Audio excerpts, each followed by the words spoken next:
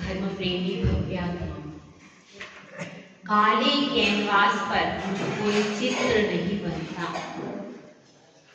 टूटी कलम से कवि की कल्पना जीवंत नहीं हो सकती।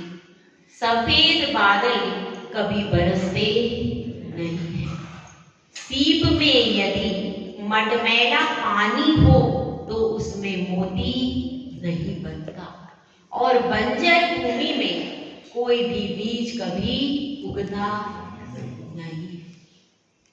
यदि हमें मीठे फल, तेज बरसात, मनोहर चित्र और सुंदर कविता चाहिए तो उसके लिए मजबूत कलम, सफेद कैनवास, उर्वरा भूमि और काले बादल भी चाहिए।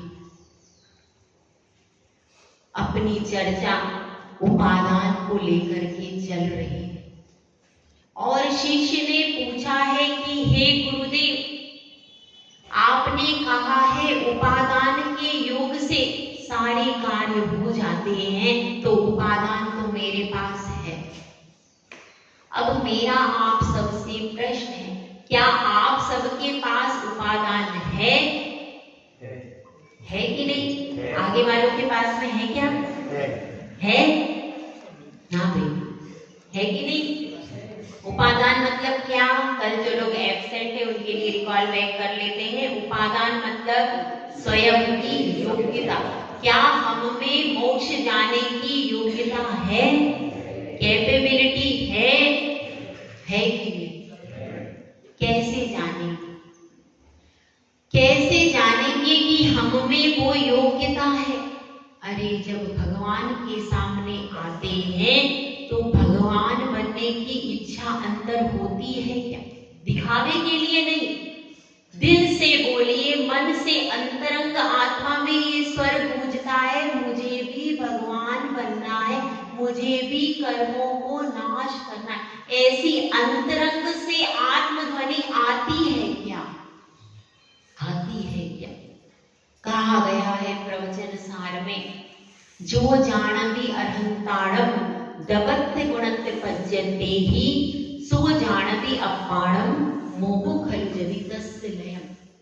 कौन है सम्यक दृष्टि? यहाँ पर बताया है जो द्रव्य गुण पर्याय से अनंत भगवान को जानता है कि हे अनंत प्रभु, आपका जीव द्रव्य शुद्ध हो गया है, और फिर अपने जीव द्रव्य की ओर देखता है कि मेरा जीव द्रव्य सत्ता की अपेक्षा से तो यहाँ पर सब कुछ शुद्ध है।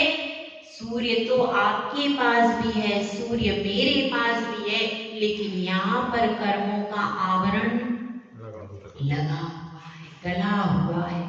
तो द्रव्य से उनका जीव द्रव्य गुण से भी शुद्ध है, पर्याय से भी शुद्ध है, लेकिन अभी हमारे गुणों में भी क्षयोक्षमिक चीज है, औक्षमिक चीज है, लेकिन क्षय भाग नहीं। उनके गुण भी शुद्ध है, पर्याय भी शुद्ध है, हमारी पर्याय भी वर्तमान अशुद्ध है।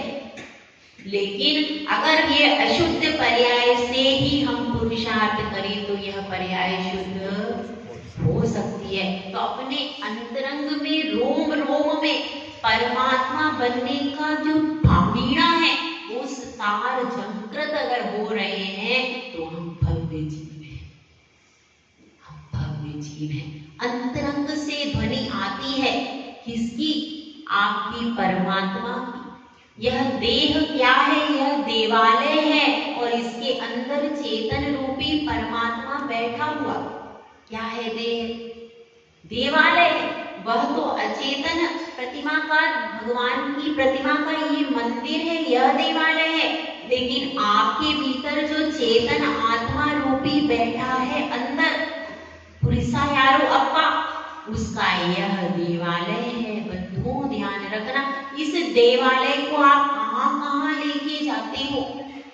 मंदिर में यदि पैर लग जाता है, कोई अशुद्ध वस्तु लेकर मंदिर में आ जाता है तो आप क्या करते हो? मंदिर के परिसर में भी यदि कोई होटल की वस्तु ले जाए तो आप क्या कहोगे? इसको यहाँ से नहीं रखते हैं, हमारा मंदिर पवित्र है। तो वह अचेतन परमात्मा के मंदिर का आप इतना ध्यान रखते हो। यह चेतन परमात्मा का मंदिर है जो सिद्ध बनने वाला है, उसका ध्यान क्यों नहीं रखते हो? उसको कहाँ कहाँ लेके जाते हो, क्या क्या दिखाते हो, कहाँ कहाँ बिठाते हो? जरा विचार तो करना। यह देह भी देवालय है, इसी से हम 14 गुण स्थान चढ़ के सिद्ध बनेंगे। इसी से, इसी शरीर से ना भैया, इसी मनुष्य परिवार के इसी शरीर से ना, कोई दूसरा तो नहीं है, दूसरा नहीं है। इसलिए समझने की बात है, सोचने की बात है, अपने देह को भी पवित्र स्थानों पर ले जाना, क्योंकि इससे परमात्मा बनने की साधना करनी है। तो अब विधि चल रही थी किस वस्तु की? व्यंजन बनाने की विधियां लोग सीखते रहते हैं। अब तो सब कुछ YouTube पर उपलब्ध है। पहले अपनी माताओं से पूछती थी, बहुएं सासू से पूछती थी, उनकी कदर होती थी भैया। ये YouTube और गूगल ने अपनी सारे लोगों की कदर खत्म कर दी। पहले अपने बड़े बुजुर्गों से पूछते थे, मिठाई कैसे बनेगी, हलवा कैसे बनेगा, रसगुल्ला कैसे बनेगा, किससे पूछा जाता था? दादियों से पूछा जाता था, माताओं से पूछा जाता था, अपनी सहेलियों से पूछा जाता था। इससे सारा समूह एकजुट होकर रहता था। अब सब कुछ उपलब्ध है तो अपन कहाँ, सीधे नेट खोलो और सर्च करो और शुरू हो जाओ। मोबाइल ने लोगों की जरूरत खत्म कर दी। परिकर की परिवार के लिए हमारे पास टाइम ही नहीं है, क्योंकि सब कुछ उपलब्ध इस पर है। तो अब अपनी व्यंजन की विधि आप देखते हो ना, इसमें क्या डालना है, कितना डालना है, कितनी मात्रा में डालना है। तो अपने परमात्मा बनने की विधि की बात चल रही है। कल अपन ने समझा था कि उपादान की स्वयं की योग्यता होना चाहिए। योग्यता है तो व्यक्ति क्या बनेगा? डॉक्टर बनेगा, इंजीनियर बनेगा, वकील बनेगा। कब? उसकी कैपेबिलिटी पर। तो यहाँ पर परमात्मा बनने के लिए सबसे पहले योग्यता चाहिए। दूसरी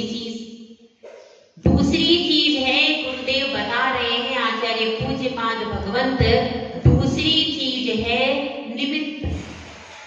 कौन सी चीज है? निमित्त। बच्चा खूब इंटेलिजेंट है, लेकिन स्कूल कॉलेज में नहीं जाता भैया, किताबें नहीं पढ़ता, तो वह डॉक्टर बनेगा क्या? वह निमित्त नहीं, कॉलेज में नहीं जाता है, पुस्तकें नहीं पढ़ता है और कोई टीचर से भी पढ़ना नहीं चाहता।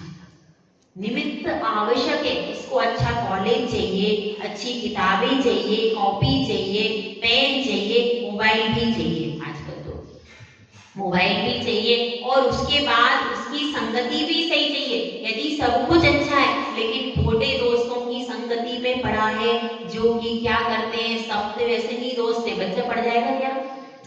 नहीं पढ़ पाएगा। वो उनकी खोटी संगति से अपनी पढ़ाई ही छोड़ दे। तो इसलिए उसके पास अच्छे दोस्त भी चाहिए, अच्छे व्यक्ति जो कि पढ़ने में इंटरेस्ट रखते हो, जो कि सुविचार वाले हो और अच्छे आचार विचार के मित्र ही बनाना चाहिए जीवन में। अगर आपने खोटे मित्रों की संगति कर ली तो कभी ना कभी आप संकट में फंस ही जाओ और उनके पीछे आपका बहुमूल्य समय जो पढ़ाई में लगना चाहिए वो बहुमूल्य समय किसमें चला जाएगा? व्यसनों। इसलिए हमेशा संगति अच्छे मित्रों की ही करना चाहिए। तो यह सारे निमित्त हो जाएंगे किसी भी व्यक्ति को आगे बढ़ाने के लिए। जिस प्रकार से कन्या के लिए उसका परिकर, उसका पति, उसका ससुराल, उसका परिवार सब कुछ अगर अनुकूल होगा तो बहुत जल्दी पुत्र रत्न या सौभाग्य अर्जित कर लेगी। और सास ने कह दिया दिन भर बैठो और क्या करो, काम करो। आजकल उल्टा है, बहू जाती है सर्विस पर, सास पूरे घर का काम कर देती है, उसके बाद भी बहू संतुष्ट नहीं होती, वह सोचती है अपन अलग चलो। आजकल उल्टा जमाना। तो अब अपनी बात चल रही है कि वह उपादान के बाद दूसरे नंबर की चीज कौन सी आई, निमित्त। निमित्त, तो यहाँ पर निमित्त कैसे लगाएंगे, यहाँ पर अपन रखते हैं सम्यक दर्शन। सम्यक दर्शन के लिए निमित्त भूत कारण चारों गतियों में अलग अलग है कि नहीं? तो अब आप ये बताइए, सबसे पहले ऊपर से चलते, नीचे से चलते, नहीं नीचे से चलते, नीचे से चलते हैं तो नरक गति में सम्यक दर्शन की उत्पत्ति के निमित्त कारण कितने हैं? आप बताइए। महिलाएं बताएंगे कितने?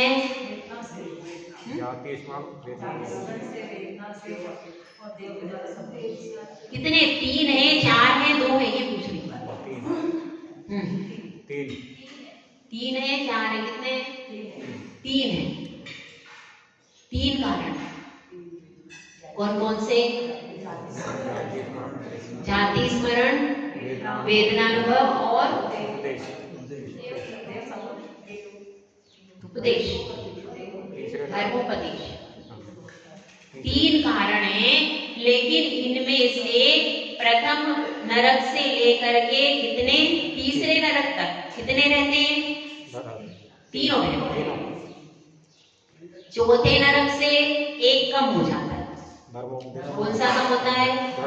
धर्मोपदेश। धर्मोपदेश यहाँ पर कम हो जाता है और उसके आगे के बाकी कारण रहते हैं। तो कहाँ तक रहते हैं? 7वें पृथ्वी तक, 7 नरक। ठीक है, ये नरक की व्यवस्था हो गई। अब यह बताइए, ऊपर चलते हैं, उसके बाद आता है मध्यलोक।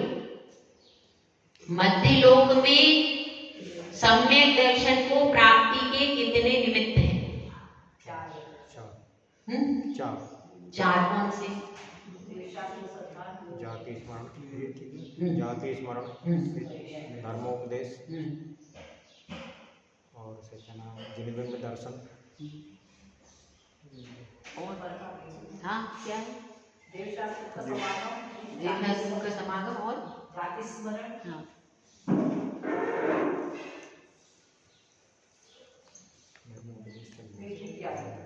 3 ही कारण है भाई। जो आगम की भाषा है उसी को अपन ले, वो आइडियल है। तो जाति स्मरण और जिनबिंब दर्शन, और तीसरा क्या है? धर्म श्रवण। धर्म श्रवण, यह 3 कारण किसमें है? मनुष्य गति में। और मनुष्य गति में सबको ही यह उपलब्ध है। वर्तमान में पंचम काल में जाति स्मरण नहीं होता। जो किसी को पूर्व भव का ज्ञान होता है तो वह जरूरी नहीं है कि सम्यक दर्शन में निमित्त बनता है। क्या जो लोग कुछ जानते भी हैं कि हम पिछले भाव में ऐसे थे वैसे थे, लेकिन जब तक वह सम्यक दर्शन में निमित्त नहीं होता तो वर्तमान में जाति स्मरण नहीं है, क्योंकि पूर्व भाव का पूरा ज्ञान किसी को भी नहीं, और उसके निमित्त से केवल पूर्व भाव का ज्ञान जाति स्मरण नहीं है। पूर्व भाव का ज्ञान होने के बाद वह व्यक्ति सम्यक दर्शन प्राप्त कर ले उससे, तब वह क्या कहलाता है? जाति स्मरण। ध्यान रखना, ठीक है ना? जो सामान्य रूप से पूर्व भाव की बातें जानता है तो वो जाति स्मरण में क्यों नहीं आएगी? क्योंकि उससे सम्यक दर्शन प्राप्त थोड़ी हुआ। अगर उससे वह सम्यक दर्शन प्राप्त करता है तो वह कारण बनता है। तो इसीलिए जाति स्मरण का मतलब क्या है? पूर्व भव की घटना को देख करके पूर्व भव में उसने देवशास्त्र का सानिध्य प्राप्त किया, उस सानिध्य को याद करके वर्तमान भव में वो सच्ची श्रद्धा को मन में उत्पन्न कर ले, उसको क्या कहेंगे? जाति। और जिनबिंब दर्शन का मतलब तो आप समझते ही, मंदिर में आप देख लेना, अथवा जैसे रास्ते में चलते हुए त्रियंच आदि भी देख लेते। कोई त्रियंच भव्य जीव हो तो उसने बाहर समारोह हो रहा था, उत्सव हो रहा था, उसमें जिन बिंब का महावीर जयंती पे भी जुलूस यहाँ भी निकाला जाता होगा, सब जगह जुलूस निकलता है। उसको रथ यात्रा को देख करके उसने भगवान का बिंब देखा और उसको क्या हो गया, जिन बिंब दर्शन से भी सम्यक दर्शन प्राप्त हो जाता। और धर्म श्रवण का मतलब क्या है कि गुरुजनों के द्वारा, त्यागी व्रति के द्वारा, किसी के द्वारा, और खुद भी जिनवाणी पढ़कर, एक ही बात है, खुद भी अगर आपने जिनवाणी पढ़ी है अथवा गुरु से, त्यागी व्रति से धर्म का स्वरूप सुना है, तो उसके द्वारा क्या हो जाता है, सम्यक दर्शन की प्राप्ति हो जाती है। क्योंकि जिनवाणी भी धर्म श्रवण में क्यों आएगी, क्योंकि यह सब लिखा हुआ तो वहीं का है, भगवान का ही उपदेश है, इसलिए ये धर्म श्रवण के अंतर्गत आई। तो यह 3 कारण कहाँ हो गए, मनुष्य। अब चलते हैं अपन ऊपर, देवगति। तो देवगति में बताइए कितने कारण है, 5 है। कौन कौन से भाई, देवगति में 5 निमित्त कौन से हैं? जाति स्मरण, जाति स्मरण, ठीक है, जिन बिंब दर्शन, और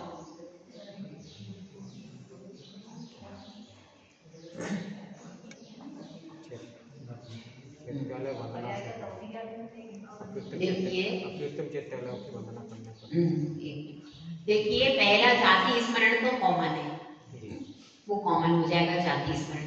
दूसरा क्या है, जिन महिमा दर्शन है वहां पर। क्यों, क्योंकि वहां पर जितने भी देव हैं उनके अपने अपने पर्सनल चैत्य है, तो वहां पर जिन बिंब एक सामान्य हो गया। जिन महिमा दर्शन से मतलब क्या है, पंच कल्याणक आदि को देख करके, केवल ज्ञान जब समोसरण लगता है अथवा भगवान का जन्माभिषेक होता है, उसको देख करके देवों में सम्यक दर्शन प्राप्त जल्दी हो जाता है। इसीलिए वहां पर क्या रखा है, जिन महिमा दर्शन। हर देव अपने परिकर में जाकर के क्या करता है, सबसे पहले जब जैसे ही जन्म होता है वैसे ही तुरंत स्नान करके वस्त्राभूषण अलंकृत होकर के सबसे पहले अपने चैत्यालय में जाता है, वहां पर यही व्यवस्था है। तो वहां पर तो रोज वो भगवान के दर्शन करता ही करता। कोई भी देवों के पास अपने आप वहां पर, जैसे ही आपने जन्म लिया आपको वहां पर मणिमय सुंदर चैत्यालय अपने आप मिलता है, ये मिलता ही है वहां। क्योंकि पुण्य, सबसे बड़ा पुण्य है भगवान का दर्शन मिलना, तो वो सबसे बड़ा पुण्य तो वहां पर रहेगा ही रहेगा। इसके अलावा और चीजें जितनी भी हो, तो सबके पास अपने अपने पर्सनल मणिमय रत्नमय चैत्यालय है, और वो अनादि काल से वैसे ही है। कोई देव ला करके नहीं रखेंगे, देव वहां पर अपनी आयु को पूरी करके जाते ही वो चैत्यालय वहीं के वहीं रहते, फिर अगले देव आकर के उनकी सेवा पूजा भक्ति करते रहते। तो वे सारे अकृत्रिम चैत्यालय बनाए हुए नहीं, ऐसे कोई भी देव हो वहां की नियम विधि है। कोई भी देव उत्पन्न होता है तो उसके जो उनके परिवार के लोग रहते हैं, अन्य देवी देवता जो हैं, वो आकर के उनको कहते हैं, ये देव अब आप चलिए स्नान कीजिए और भगवान का दर्शन कीजिए। तो सब देवों का यही नियम है। दूसरे मिथ्या दृष्टि देव होते हैं तो उनको कुल देवता मान के पूजते हैं, वो सही स्वरूप नहीं जानते। लेकिन अब वहां पर कोई दूसरी चीज उपलब्ध ही नहीं है, मतलब मिथ्यात्व केवल इसी गति में है। यहाँ कहां पर, मनुष्य गति, बाकी और कहीं देव गति में तो आपको वितराग प्रतिमा ही वहां कोई मिथ्यात्व है ही नहीं, वहां कोई रागी द्वेषी की एक भी प्रतिमा ही नहीं है। वहां पर कुछ भी, वहां पर सिर्फ क्या है, सिर्फ जीवित रागी भगवान की ही प्रतिमा है, उसी का वो लोग पूजन करते। फिर पंच कल्याणक में जाते हैं तो वहां पर भी सही वही करते। तो इसलिए देव गति में अब कोई मिथ्या दृष्टि भी पहुंच जाएगा तो उसको दर्शन तो उसी उत्कृष्ट प्रतिमा का करना। अब उसको चाहे वो श्रद्धान करे या ना, ऐसी वहां पर व्यवस्था। क्योंकि पुण्य, इसीलिए पुण्यशाली जीव ही स्वर्ग में जाता है। जिसके पास पुण्य नहीं है वो कैसे जाता है? ठीक है, तो अब अपने निमित्त हो गए देव गति में 16 स्वर्ग तक, ये 3 निमित्त हैं। कौन सा? पहला हो गया जिन महिमा दर्शन, जाति स्मरण, और तीसरा है धर्मोपदेश, और चौथा क्या है? देव रिद्धि दर्शन। ये कहाँ तक होता है? 16वें स्वर्ग तक, क्योंकि 1 से लेकर के 16 स्वर्ग तक क्या व्यवस्था है कि वहां पर घटती बढ़ती रहती है संपदाएं घटती बढ़ती रहती है। किसी के पास वैभव ज्यादा होता है, किसी के पास वैभव कम होता है। तो परस्पर में देखते हैं तो वो कंपेरेटिव स्टडी करते हैं, इसके पास ज्यादा क्यों, मेरे पास कम क्यों, इसकी इंद्राणी सुंदर क्यों है, मेरी इससे कम सुंदर है, इसके पास आभूषण इतने सारे हैं, मेरे पास क्यों नहीं है। तो वह आपस में कंपेयर करते हैं, तो वो अपने अवधि ज्ञान से जान लेते हैं इसने पूर्व भाव में जिनेंद्र भगवान की बहुत बड़ी आराधना की थी, विधान किया था, उपवास किए थे, इसने इतना अनुष्ठान किया था, उस तप के प्रभाव से आज इसके पास सब कुछ है। तो मैं भी क्यों ना सम्यक दर्शन को धारण करूं, जिनेंद्र भगवान की उपासना करूं। तो ऐसा देख करके वे भी क्या करने लगते हैं, सम्यक दर्शन को प्राप्त कर लेते हैं, सच्ची श्रद्धा को। तो ये कब तक रहेगा? केवल 16 स्वर्ग तक रहेगा। क्यों? 16 स्वर्ग के बाद सब अहमिंद्र ही होते हैं और 16 स्वर्ग तक ही वस्त्रधारी जा सकते हैं, उसके ऊपर केवल दिगंबर ही जाते हैं, दिगंबर मुनिराज ही जाते हैं 16 स्वर्ग के ऊपर। तो इसलिए वहां पर सब अहमिंद्र हैं। अहमिंद्र मतलब क्या? अहमिंद्र का मतलब है सब समान होते हैं, उनके पास वैभव है, उनके पास जितनी भी सामग्री है सब समान है। जबकि जो 16 स्वर्ग तक तब तक 10 प्रकार की व्यवस्था है, इंद्र, सामानिक, त्रायशेष, पारिषदात्मक, लोकपालामी, ये सब प्रकीर्ति, ये सब 10 प्रकार की व्यवस्था कहाँ तक है? 16 स्वर्ग तक। वहां पर एक हेड बन करके बैठा है इंद्र, उसके अंडर में रहो। लेकिन अहमिंद्र का मतलब है सब समान पोस्ट पर है, कोई भी किसी से कम नहीं, सब समान पोस्ट पे। उनको क्या कहेंगे? अहमिंद्र। ये कहाँ तक रहते हैं? 9 ग्रेव्य, 9 अनुदिश और 5 अनुत्तर। तो वहां पर भी देखिए ग्रेव्य तक तो मिथ्या दृष्टि मुनि जा सकता है, इसलिए वहां पर क्या रहेगा आगे का 9 अनुदिश। हाँ, और फिर उसके आगे 2 सब कारण समाप्त हो जाएंगे। क्यों? क्योंकि आगे सम्यक दृष्टि मुनि ही जाते हैं। कहां तक? ग्रेव्य के बाद में सम्यक दृष्टि मुनि ही जाते हैं आगे 9 अनुदेश 5 अनुत्तर में। वहां पर कोई भी मिथ्या दृष्टि मुनि नहीं जाता। समझ में आ गई बात? तो वहां तक केवल भावलिंगी द्रव्यलिंगी जो मुनि हैं वो बहुत सारी तपस्या करके ऊपर पहुंचते हैं, तो वे सारे मुनि अत्यंत शांत और समता परिणाम वाले होते।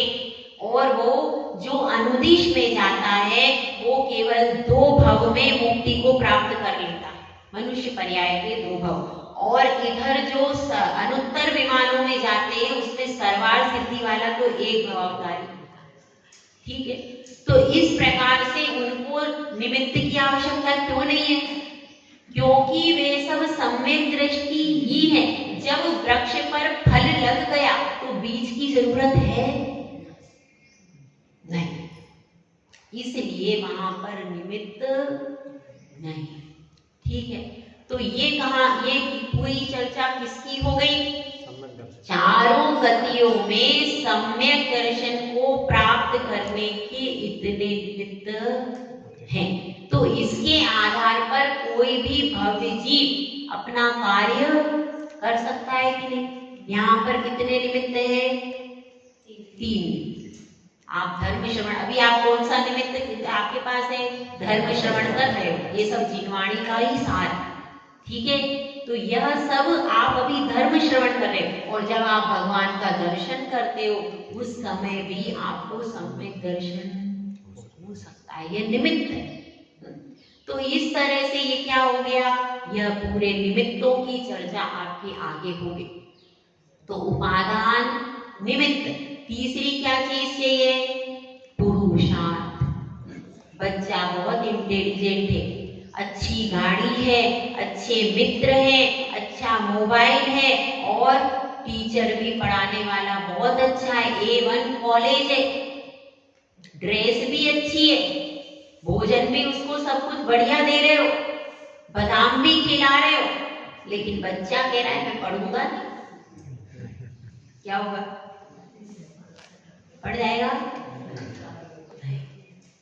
उसको पढ़ना भी पड़ेगा। जब तक वह स्वयं पढ़ने के लिए तैयार नहीं होगा, तब तक कितने ही आप स्कूल बदल लेना, कितने ही टीचर बदल लेना, फिर भी वो बच्चा पढ़ नहीं पाएगा। पढ़ पाएगा क्या? नहीं। इसी प्रकार से कितने ही बड़े व्यक्ति मंदिर में रेगुलर जा रहा है, गुरु के उपदेश भी श्रवण कर रहा है, लेकिन उसके बाद भी वह अपनी अंतरंग में, अपनी आत्मा में रुचि नहीं लगा रहा, सिर्फ दिखावे के लिए काम करना, उसको अपनी आत्म परिणति के प्रति रुचि नहीं है। सब क्रिया तो बाहर से कर रहा है, लेकिन बाहर की क्रिया के साथ में अंतरंग की भी क्रिया होना चाहिए। अंतरंग की भी क्रिया होना चाहिए। जब भगवान का दर्शन करते हैं, पूजन करते, तो उसमें यह अंतरंग से ध्वनि भी आना चाहिए कि मैं एक भगवान आत्मा हूँ, यह शरीर अलग है और आत्मा अलग है, यह भासना होना चाहिए।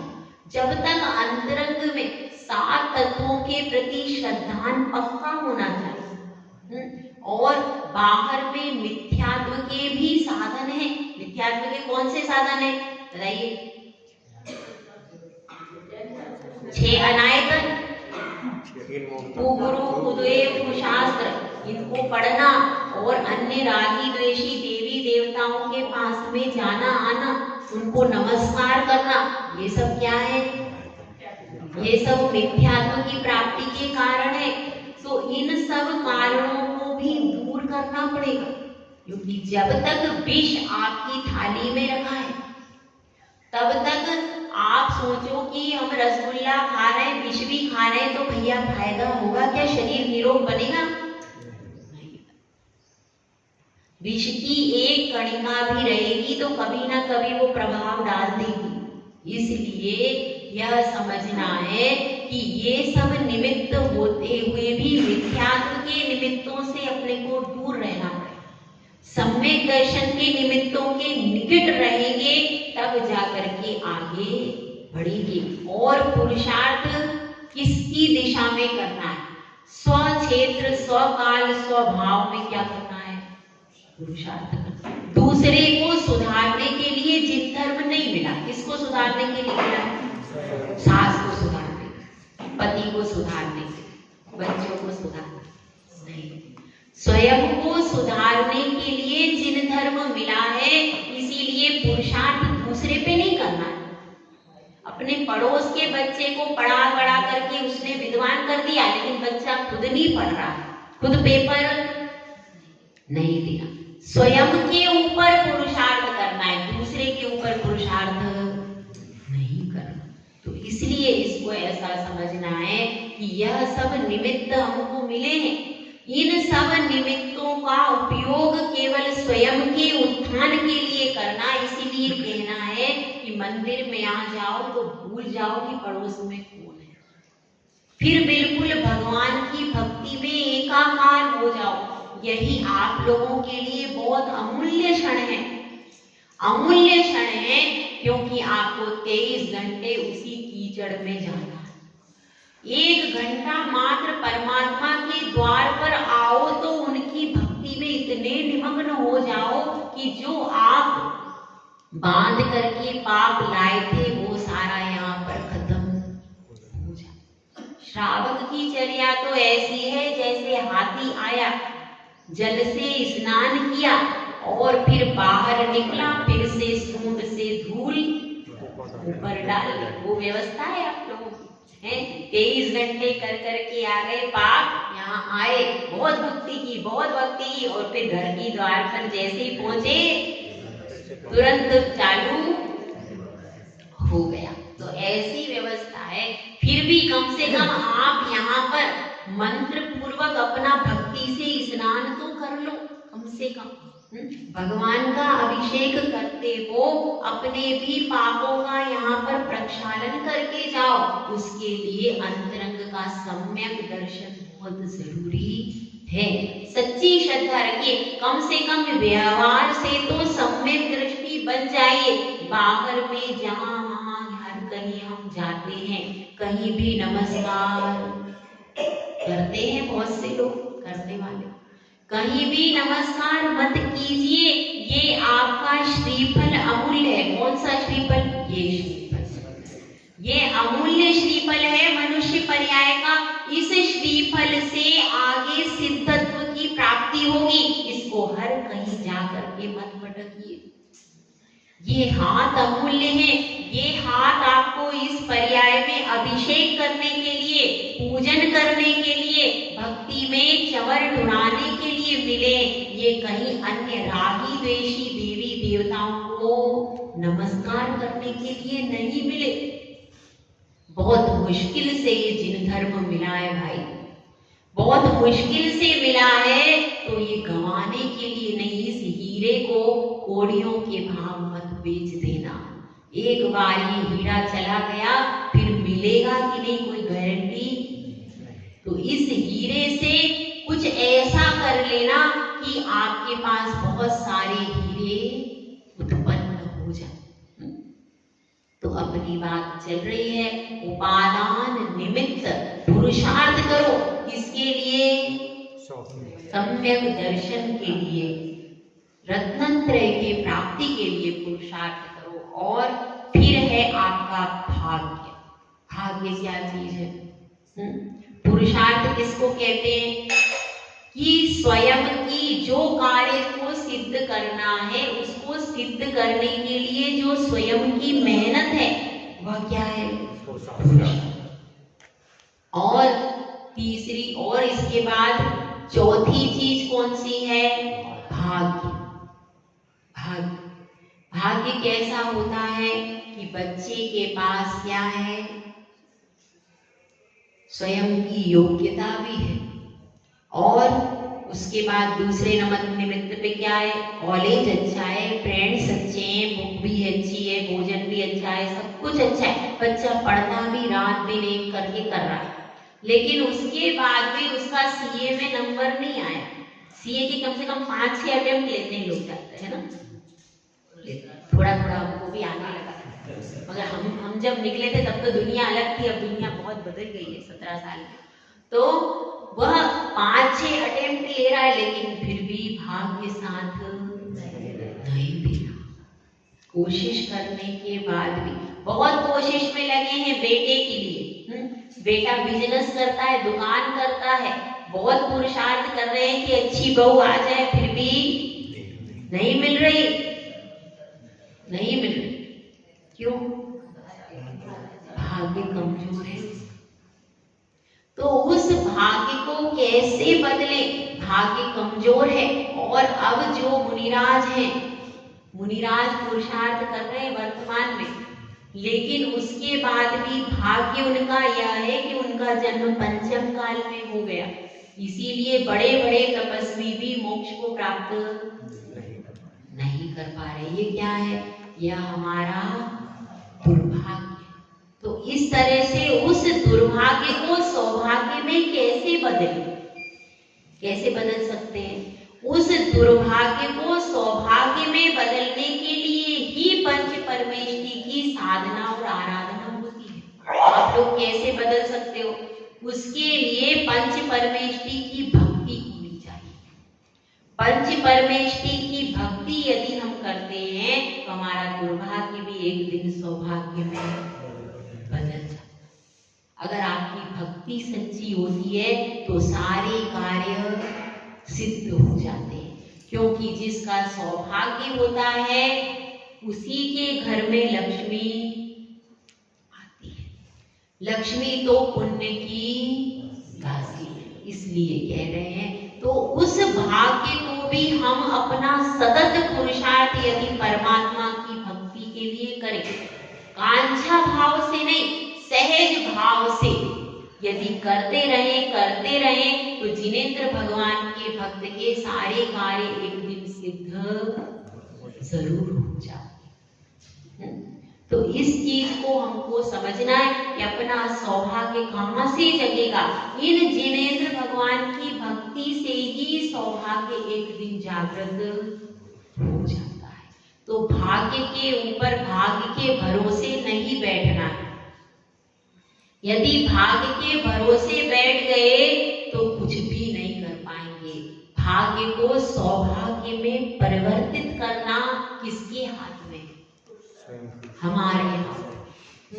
और चौथी भी है, कितने हो गए? ये सब 5 समवाय कहे जाते हैं। उपादान, निमित्त, पुरुषार्थ, भाग्य और अंतिम है काल लब्धि। काल लब्धि क्या चीज है? जिस समय पर जो कार्य हो जाए उसको क्या कहते हैं? काल लब्धि। जिस समय सिद्धत्व की प्राप्ति हो गई, जिस समय सम्यक दर्शन की प्राप्ति हो गई, वह क्या हो गई? उसमें काल लब्धि। तो काल लब्धि की अपेक्षा से भी अपन कह सकते हैं कि अभी हम सब मोक्ष जाएं, ऐसा काल वर्तमान में नहीं। और उसकी जब प्राप्ति हो जाएगी तब अपन सब सिद्ध भगवान बन जाएंगे। बनने की इच्छा है क्या भाई? इच्छा तो है कि नहीं? वहां कुछ मिलता नहीं भैया सिद्ध में, ना बच्चा, ना पोता, ना पढ़ाई, ना टीचर, ना कुछ नहीं है वहां पे। क्या है? शरीर भी नहीं है। क्या है फिर? वहां पर अपना आत्मा अपने स्वभाव में रहती है। तो पिंजरा है, ये तो पिंजरा है, इसमें पंछी अपना अंदर बंद है और तड़फड़ कर रहा है वो। तो इसको छुड़ाने के लिए क्या करना पड़ेगा? हमेशा के लिए छुड़ाना है। टेम्परेरी काम तो बेकार है। भगवान ने हमेशा को पिंजरा अलग कर दिया, पंछी उठा के सिद्ध शिला पे विराजमान कर दिए। परमानेंट काम। वह परमानेंट काम एक बार हो जाएगा, फिर हमको यह सब संसार में भटकना नहीं पड़ेगा। परमानेंट काम करना है ना अपने को। इसके लिए तो यह अपनी 5 चीजें समझ में आई भैया? कौन कौन सी बता दीजिए एक बार।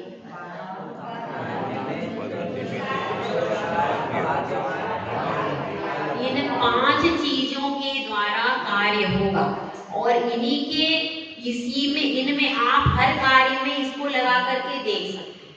कोई भी कार्य, हर कार्य में यदि आपका कार्य सिद्ध नहीं हो रहा तो उसमें इन 5 में से एक आध एलिमेंट कम होगा।